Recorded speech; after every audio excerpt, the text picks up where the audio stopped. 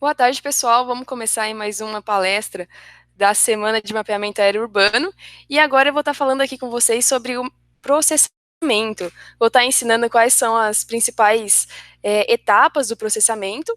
Não vou fazer o processamento certinho com vocês, porque tem algumas etapas que demoram mais, mas vou tratar as partes principais para dar um rumo aí, caso você não saiba como processar ou tenha alguma parte que você tenha dúvida, tudo bem? Então eu vou compartilhar a tela aqui com vocês para a gente começar aqui a processar. Então, pessoal, esse daqui é a tela do Agisoft Metashape profissional. Quem não sabe, teve uma atualização um tempo atrás, que antigamente era o Agisoft PhotoScan. E nessa nova atualização é o Agisoft Metashape. Então, são algumas coisas básicas que vão ter mudado, eu posso ir comentando ao longo do processamento com vocês, tudo bem? Então, vamos lá. Explicando aqui um pouquinho da tela, o que a gente vai trabalhar, principalmente aqui nesse workflow, que você pode deixar em português também, mas vou deixar em inglês, que é o modo que vem quando você instala. E aqui ele vai te dar os passos basicamente certinho de como você vai processar seguindo as etapas. Então, por exemplo, a primeira coisa que a gente vai fazer vai ser adicionar as fotos. Então, ele já habilita para você aqui o local de você adicionar as fotos. Em seguida, vai vir um alinhamento e assim por diante. Então, é como se fosse como se ele estivesse te indicando quais são os próximos passos que você vai fazer. Então, como eu falei, eu vou fazer essa parte inicial com vocês e depois eu vou mostrar como é que ficam os produtos. Então, a primeira coisa que a gente faz é adicionar as fotos. É só vir aqui no Workflow, add fotos, tudo bem? E aí aqui você vai na pasta que você tem as fotos do seu voo. Nesse caso já está aqui nessa pasta. Eu clico na primeira imagem e dou um Ctrl A, porque assim ele seleciona todas as imagens que a gente vai usar. E dá um OK. Caso não tenha aberto aqui, ó, você pode dar uma conferida se está aqui, ó, all formats, né, de todos os formatos. E aí você deixa assim e provavelmente vai estar selecionado todas as suas imagens e dá um abrir. Então a gente percebe que assim que a gente abriu as nossas imagens, é como se o software ele posicionasse aqui aonde que são essas imagens, aonde que elas foram tiradas. Então aqui já dá para a gente ter uma noção de como que foi isso daqui. Se não apareceu isso para vocês, quando importar as imagens, dá uma conferida se tem essa câmerazinha aqui em cima ativa. Ó. Se eu desabilitar ela, somem as imagens. Então isso daqui você pode estar usando depois que eu vou estar falando, e, por enquanto, vamos deixar habilitada. Depois que você inseriu as suas câmeras, uma coisa importante que a gente pode reparar é aqui, ó, em relação ao sistema de coordenada. Aqui, essas fotos, ele está mostrando que está em longitude e latitude. Se a gente puxar um pouquinho mais aqui, ele vem também, ó, com a altitude, que isso daqui é pega do drone, e aqui mais algumas coisas que não vem embutido, como aqui seriam os ângulos, né? E o pitch roll, e mais algumas coisas. Depende do drone, ele vem e alguns você tem que inserir. Então, depois que você inseriu essas imagens, é importante você deixar elas associadas ao sistema de coordenadas que você quer. Aqui no caso está o WGS84, e aqui eu vou ensinar como é que muda. Ó, é só vir aqui na aba referência, né? E vir aqui, ó, em Convert, para mudar o sistema de coordenada aqui das imagens.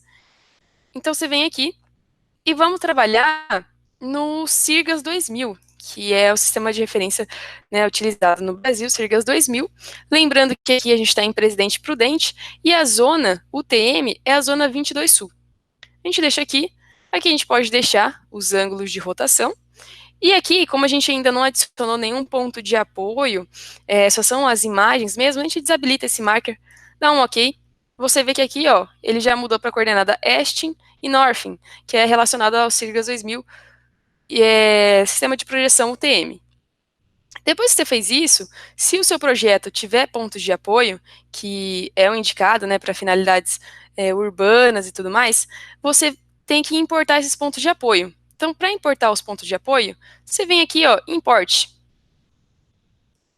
E aqui, vou importar os pontos de apoio, que geralmente está em um bloco de notas, com as coordenadas dos pontos de apoio.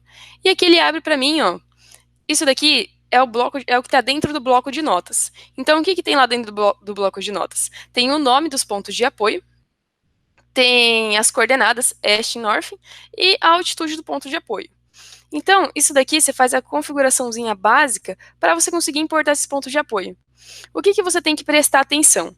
Na separação que está nessa mesma linha, a separação entre o que você escreve.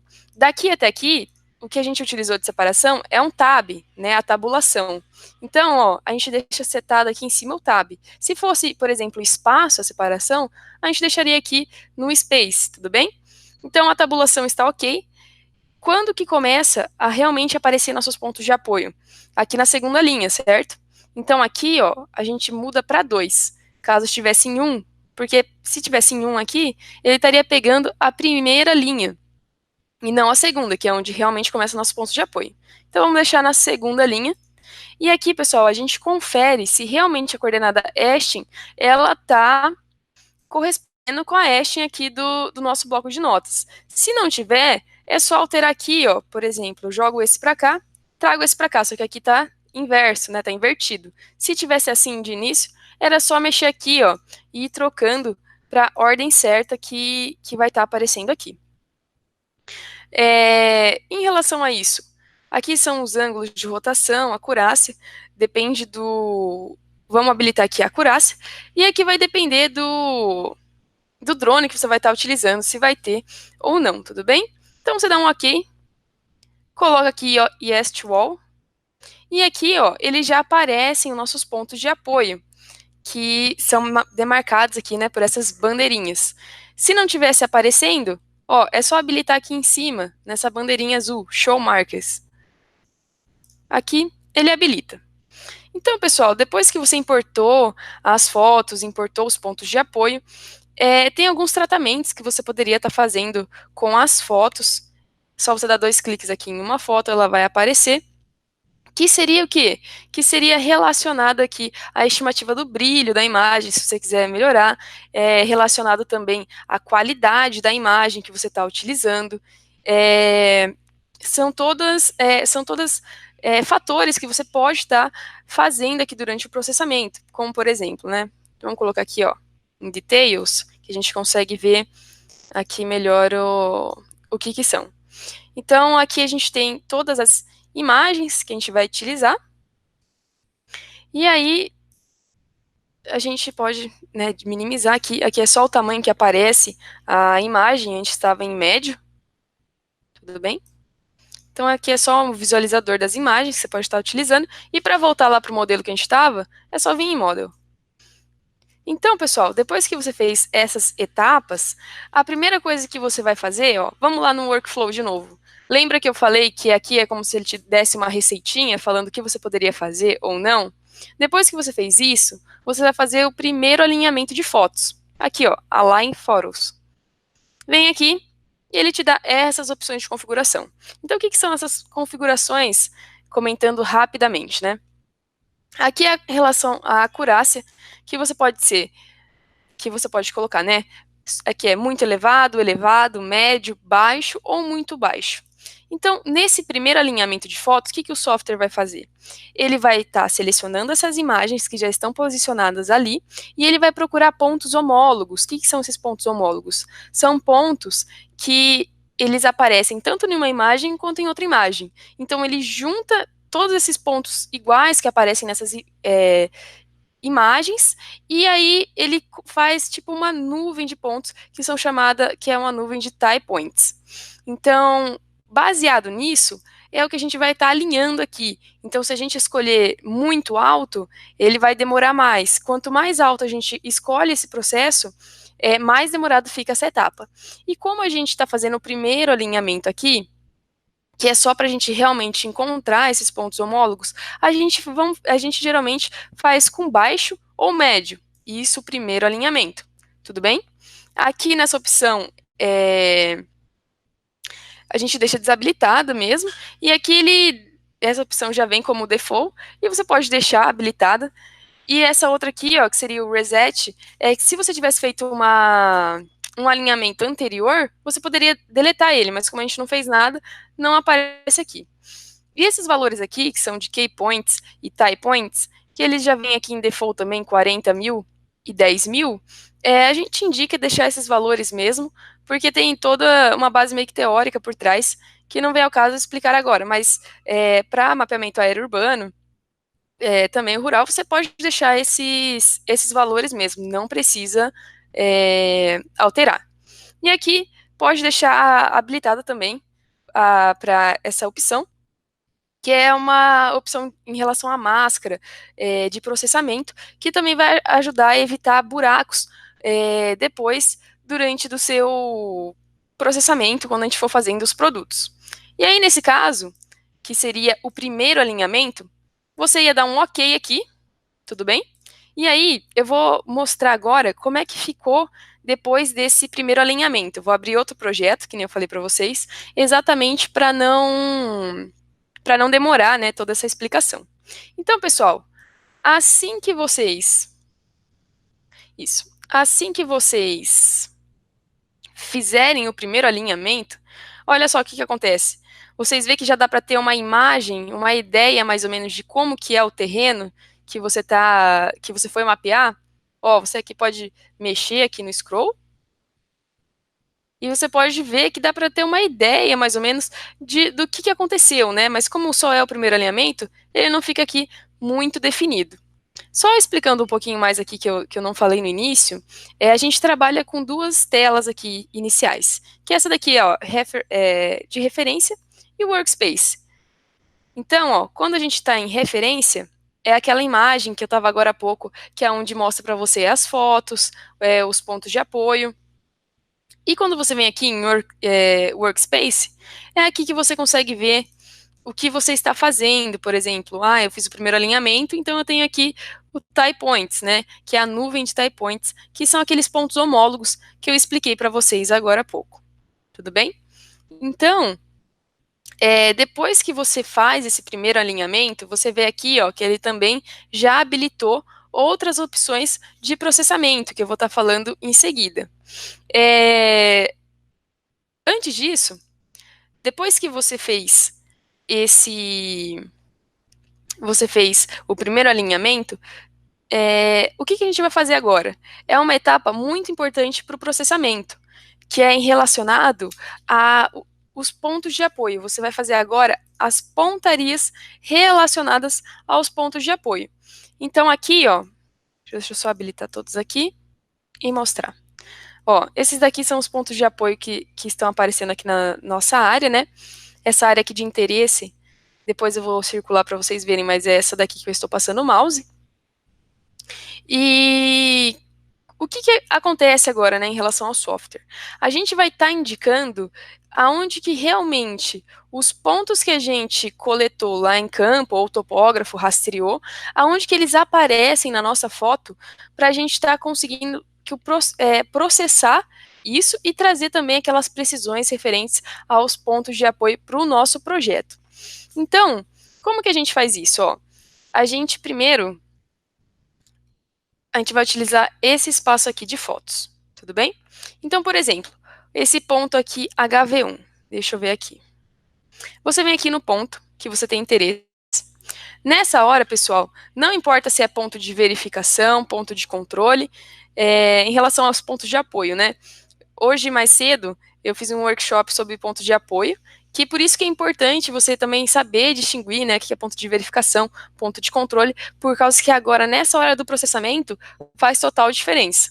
E claro que antes também na parte de distribuição desses pontos, né? Então tá. Então vamos ver esse HV1 aqui. Como é que a gente faz para fazer esse processo de pontaria? Você vem aqui com o botão direito e vem aqui, ó, Filter Photos by Markers. O que ele vai fazer?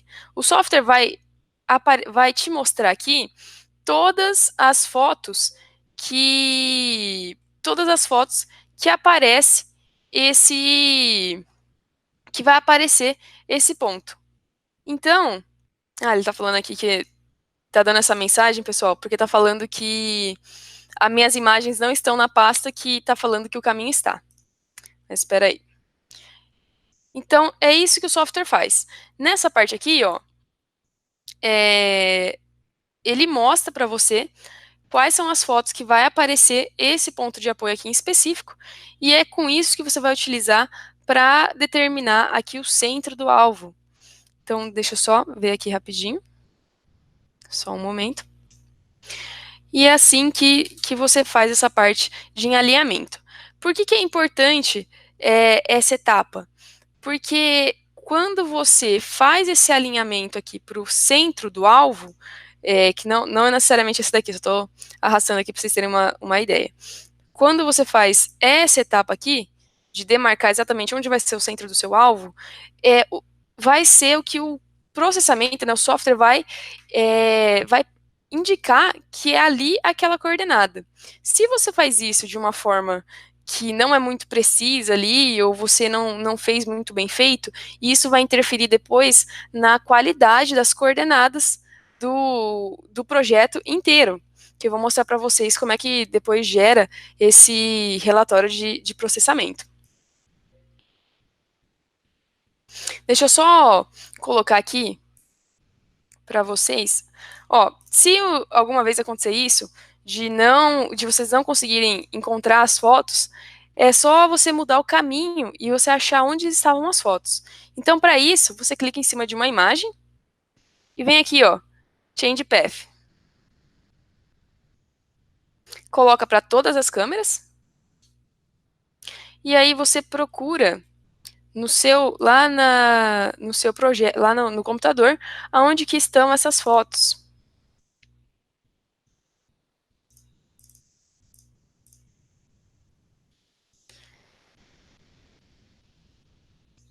E aí, é só fazer isso, dá um OK e aplica para todas as fotos. Ó, agora já está aparecendo. Então, pessoal, retomando o que eu estava falando, você foi lá no HV1, deu aqui o filtrar as fotos, que ele vai aparecer onde aparecem todos os pontos HV1, e aí ele está aqui, ó. Essa foto aqui, você vê que ela está com um pouco de arrastamento. Espera aí que... Opa, deu uma mensagem de novo. Só vou conferir de novo o caminho aqui da imagem.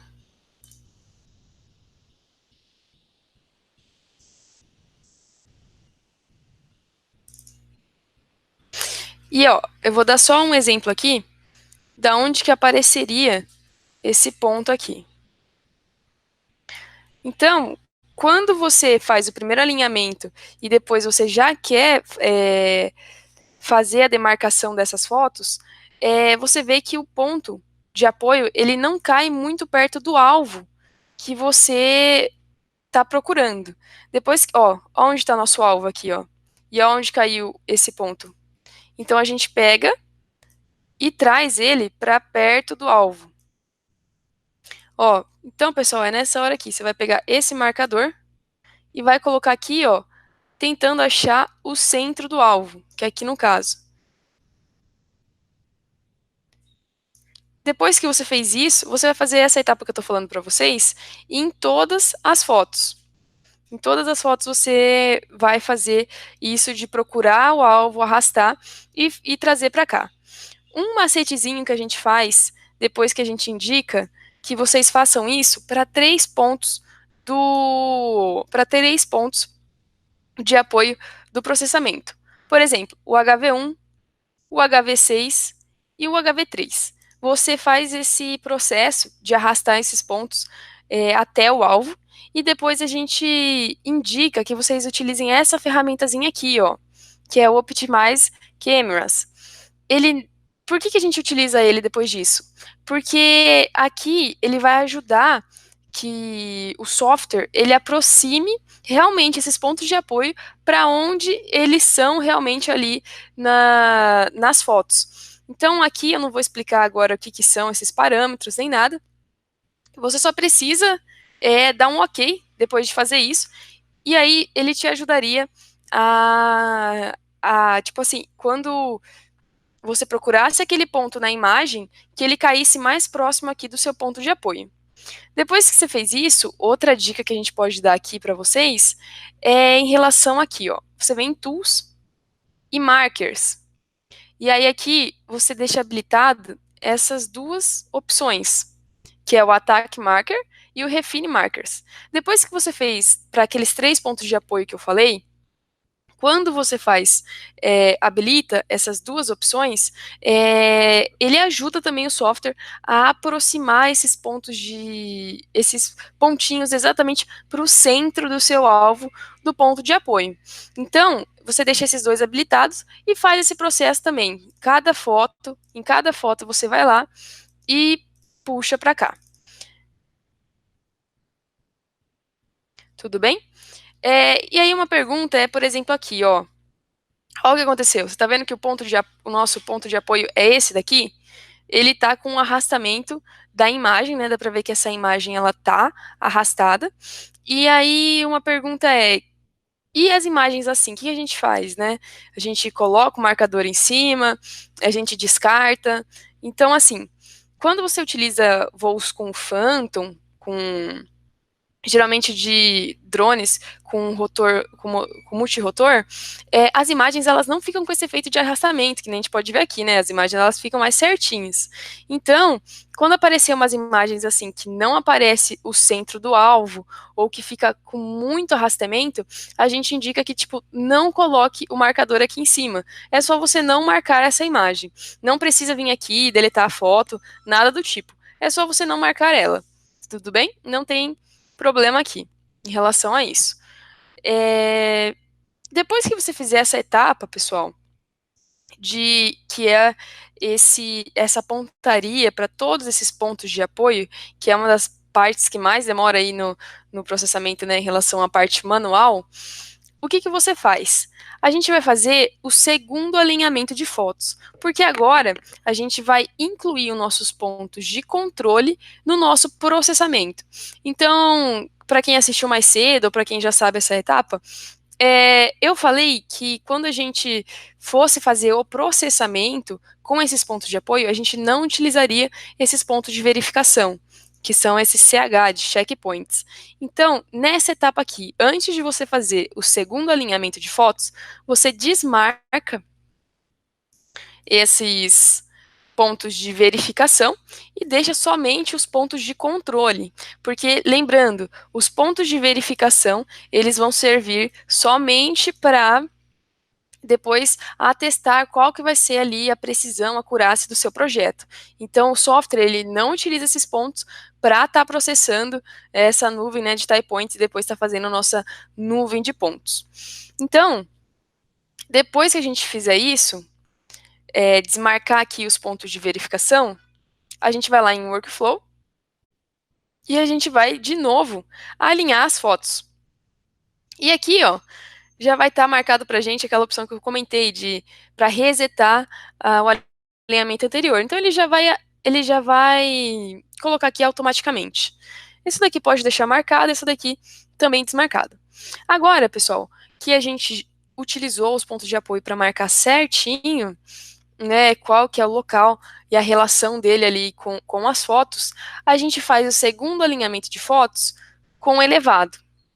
Por que eu não falo fazer com ultra elevado? Porque com elevado, a gente já consegue ali o que a gente precisa do projeto, uma qualidade muito boa. Geralmente utiliza ultra elevado quando é mais para pesquisa acadêmica, coisas desse nível. E você escolher essa opção elevada ou ultra elevado, acreditem, pessoal, tem uma diferença aí muito grande de tempo de processamento. Então, depois, sempre no segundo alinhamento de fotos, a gente indica que você utilize pelo menos um elevado, tudo bem? Esses dois aqui a gente não muda, e aqui pode deixar marcado. E aí você daria um OK para fazer o segundo alinhamento de fotos. Depois que você fizer o segundo alinhamento de fotos, aí seria a hora certa de você utilizar essa opção aqui, ó, que é para otimizar as câmeras. O que são esse monte de parâmetro que aparece, né, com esses nomes diferentes? Isso daqui são parâmetros relacionados a algumas correções feitas em cima das câmeras. Porque quando você tem uma câmera, a gente está tratando aqui de uns conceitos mais sobre fotogrametria, né, em relacionado à parte teórica. Então, como a gente quer um projeto com uma precisão, né, que seja milimétrica, centimétrica, todos esses erros que tem a gente precisa corrigir. E esses daqui são referentes à câmera que a gente está utilizando, tipo assim, do drone, por exemplo. Então, toda câmera, ela vai ter ali um desviozinho em relação às lentes e em relação também à tomada da foto. Então, esses parâmetros, eles corrigem essas distorções que já vêm com a câmera, porque são distorções minúsculas, são mínimas, mas que para a gente fazer um trabalho bom, de qualidade, a gente precisa corrigir. Então, o software, ele já, com esse processamento, ele consegue identificar quais são esses valores desses parâmetros, e aqui a gente não mexe, deixa ele habilitado. Se não tem, se por exemplo ficou alguns mais habilitados do que outros, não tem problema, que depende da câmera mesmo, tudo bem? Aqui a gente pode habilitar esses dois, e aí a gente daria um OK para estar fazendo essa otimização. Depois de fazer essa otimização e o segundo alinhamento, aí sim a gente teria uma nuvem de pontos. Olha só como é que fica. Depois do segundo alinhamento, olha só, fica bem mais bonitinho, né? E a gente tem uma ideia bem melhor de como é que está ficando aí a nossa área levantada. Então aqui, ó, por que chama nuvem de pontos, né? Porque se a gente for dando um zoom, ó, tá vendo que são um monte de pontinhos? Olha só. Nessa nuvem de pontos aqui, a gente já tem, depois do segundo alinhamento, o que seriam realmente as nossas coordenadas no terreno. Ele já dá uma noção, assim, em que cada pontinho desse tem uma coordenada já, depois desse segundo alinhamento. E olha aqui, ó, os pontos de apoio, né, eles já ficam também certinhos em cima da onde eles são, porque você fez ali a pontaria. Então, esse daqui é o produto que a gente obtém depois do segundo alinhamento de fotos. E aí, a gente pode seguir agora para a geração dos produtos principais, que seriam o quê? Seriam o MDT, que é o modelo digital de terreno, o MDS, que é o modelo digital de superfície, o ortomosaico, até a geração de curvas de nível. Tudo bem? Então, ok, pessoal. Depois que a gente tem aqui a nuvem de pontos, ó, a gente fica habilitado para gerar uma mesh, que seria build mesh. No caso aqui, seria construir um modelo. Então, para você, depois dessa nuvem de pontos, você precisa construir um modelo em cima disso. Então, a gente vem aqui para construir esse modelo. Só um momento que eu vou ver se está aqui nesse projeto. Eu só vou mostrar para vocês, vou desabilitar aqui os pontos de apoio. Ó, esse daqui seria como ficaria o nosso modelo. Tudo bem? Que você vê que ele junta tudo. Mas vamos voltar aqui para a nuvem de pontos. Então, uma etapa importante, depois que você gera essa nuvem de pontos, é você fazer a classificação dessa nuvem de pontos para depois você gerar esse modelo. Então, assim, para você ver antes da classificação, ó, é só vir aqui nessa opçãozinha e deixar aqui, ó, Dense Cloud Class. Você vê que ele não tem nada classificado. O que seria a classificação? A classificação nada mais seria do que você juntar por classes as mesmas feições. Então, por exemplo, vamos separar tudo que é vegetação numa classe, tudo que é terreno numa classe. Então, geralmente, o que eu vou explicar agora aqui fazia a separação do que é elevado e do que não é elevado, né? O que é de terreno e o que não é de terreno. Então, assim que você faz, que você gerou a sua nuvem de pontos, ela vai vir assim, ó, toda cinza. Isso daqui significa que ela não está classificada. E aqui, pessoal, essa classificação é uma parte bem importante, por causa que é em cima dessa classificação que a gente vai conseguir gerar o nosso MDT e o nosso MDS. Então, para eles estarem representados fielmente, a gente precisa que essa classificação também esteja fiel, né? O que seria isso? O que é, por exemplo, casa realmente esteja demarcado como casa, o que é terreno esteja realmente demarcado como terreno. Então, como que a gente faz para classificar essa nuvem de pontos? A gente vem aqui em Tools e vem aqui, ó, em Dense Cloud. E aí aqui eu vou falar para vocês uma da diferença do Agisoft Metashape para o Agisoft PhotoScan, que era o anterior.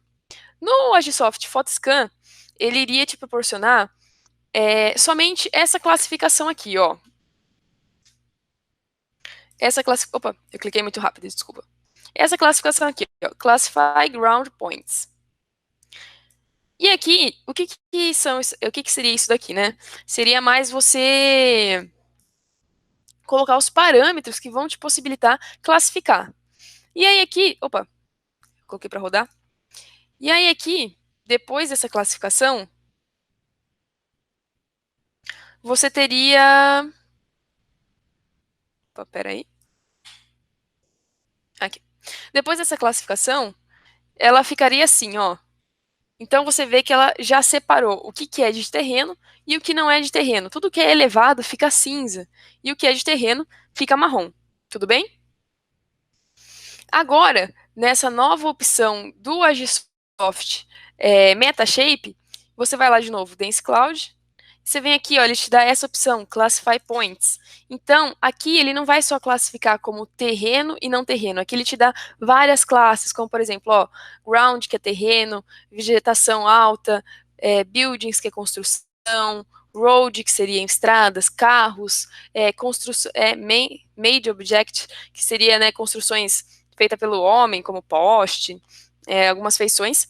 E você pode agora classificar em relação a tudo isso daqui. Então, olha só como é que fica. Nessa nova... Ó, tá vendo? Ele já classifica a vegetação, a terra, ó, dá pra ver que fica bem legal aqui, né? A estrada, né? O que seria a rua. Então, ó, isso daqui é antes, que ele só classificava como terreno e não terreno. E aqui a nova classificação. Então, foi uma coisa bem bacana que incorporaram, né, nessa nova versão. E aqui, pessoal, a sua próxima etapa seria você analisar aqui o que realmente está coerente ou não está coerente. Depois que você fez essa etapa de classificação, você vem aqui, ó, e aí sim, vai para aquela etapa que eu falei de construir o modelo, Build Mesh. E aqui só tem uma coisa, ó, que é nessa etapa que você vai distinguir se você vai construir, se você vai gerar um MDT ou um MDS. Aqui a gente sempre deixa Dense Cloud. Aqui você pode deixar aqui, ó, High Field para 2D e meio. Isso daqui, geralmente, o arbitrário a gente deixa quando vai fazer somente o processamento de um objeto em 3D, mas como a gente está fazendo mapeamento, pode deixar essa daqui. Esse daqui pode deixar médio. E aqui, ó, pessoal, se a gente vai gerar um MDT, que é o modelo digital de terreno, a gente tem que desabilitar tudo o que está marcado e deixar só porque o MDT que interessa pra gente é o que tem no terreno, certo? Nada que está acima do terreno interessa. Então, se for o MDT, deixa só ground. Se fosse o MDS, que é o modelo digital de superfície, a única coisa que você iria desabilitar é esses low points, que seriam, né, pontos que seriam ruídos, assim, pontos que, pegou um pássaro, ou coisa do tipo, então desabilitaria ele. E aí, aqui, você pode deixar assim e daria um OK. Tudo bem? Dependendo se fosse fazer o MDT ou o MDS.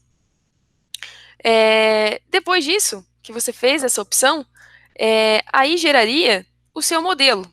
Ó, esse daqui... Opa, peraí só um momento. Aqui já está mostrando o MDS pronto. Só um momento que travou aqui. Então, depois que você fez essa classificação, ó, ele gera esse modelo assim, que vai vir aqui dessa cor. E aí, o que você pode fazer com esse modelo? Você pode vir aqui, ó, e dar textura para esse modelo. É só você clicar aqui, e aí ele vai... Não precisa alterar aqui essas configurações. Você daria um OK, e aí depois disso, esse modelo seu ficaria texturizado, ó. Então, olha só como é que fica a cara desse modelo. Você vê que não é mais uma nuvem de pontos, né? Não é aquele monte de pontinho, mas também não tem aquela qualidade ainda do ortomosaico. Tudo bem? Então, depois que você gerou esse modelo, agora sim você está apto a gerar ou um MDT ou um MDS. E para isso, gente, a gente vem aqui, ó, build den. Depois de fazer, então vamos lá, relembrando rapidamente, a gente fez o alinhamento de fotos, fez a densificação da nuvem de pontos, fez aqui, construiu o modelo, deu cor para o modelo, e agora aqui, ó, a gente vai construir o modelo, que é build den. Então aqui, que a gente escolhe se vai fazer o MDT ou o MDS. Rapidamente, se for fazer o MDS, deixa Dense Cloud, se for fazer o MDT, usa Mesh. Somente isso. Você vai gerar, e aí ele vai gerar para você aqui depois, em seguida, o MDS. Olha só. Relembrando, né, que o MDS tem aí as feições tanto do terreno quanto não do terreno. E aqui, o MDT, ó, que já gera aqui o modelo sem essas superfícies, tudo bem? E aqui o que você pode estar fazendo no MDT é depois dando uma suavizada, né? Se ele ficou, por exemplo, se você achou que isso daqui não está condizendo muito com a realidade, é só você vir em Tools, Mesh, Smooth Mesh, para suavizar, e aqui você coloca um parâmetro aí para suavizar. Então, pessoal, depende aí. Se sua área é plana, não pode suavizar muito. Também, se ela é muito acidentada, você escolhe um valor que você acha que esteja bom para suavizar, e aí ele vai fazer essa suavização, ó. Só um momento que é carregando. Então, se você vê que não fez muita diferença, você aumenta o valor. Tudo bem? Que são as edições em relação ao MDT. O MDT. E depois que você gerou o MDT ou o MDS, geralmente a gente constrói o MDS, o ortomosaico em cima do MDS. Ó, depois que a gente tem pronto isso, a gente vai fazer o nosso ortofotomosaico. Então, para fazer o ortofotomosaico, é só vir aqui, ó, build ortofotomosaico. E aqui você pode escolher, né, se você quer fazer com a DEM ou com a Mesh. Nessa hora, tanto faz, porque o modelo já está pronto. Mosaico. E aqui você não altera nada praticamente, dá um OK. Depois você der esse OK, ó, aí ele vai gerar o nosso ortofotomosaico. Esse projeto, pessoal, ele tem 7 centímetros de GSD. Então aqui a gente já consegue, ó, perceber quais que são aqui, né, o que a gente consegue ver com esse nosso mapeamento. E aí, em seguida, o que você deveria fazer em relação a esse ortomosaico é fazer a edição dele, tudo bem? Então, basicamente, é isso que eu queria mostrar para vocês, que foram só realmente os processos principais, assim, de estar fazendo, de estar gerando esses produtos, tudo bem? Vou abrir para perguntas, lembrando que, né, esse processamento tem algumas etapas que são mais complexas do que as outras, e tem alguns trechos, né, algumas coisas que eu pulei para não ficar aqui muito prolongado, mas se você não tivesse nenhuma base aqui de processamento, essa daqui é como funciona mais ou menos o software. E só uma coisa que eu não falei, aqui ó, tem o MDT, e caso você queira aí gerar curvas de nível, é só você vir aqui, ó, clicar com o botão direito, Generate Contorns. Então, ó, aqui ele está dando um intervalo, que é de 1 em 1 metro, e aqui é até onde que varia aí o nosso relevo.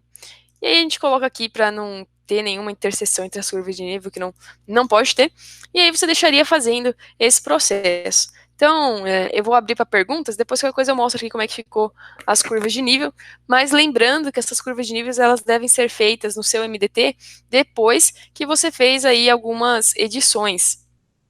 Vamos ver se já vai mostrar. Ah, já mostra aqui, ó. Só mostrar isso daqui para vocês. Ah, já estava feito ali. Ó, então aqui ele já gera aqui as nossas curvas de nível.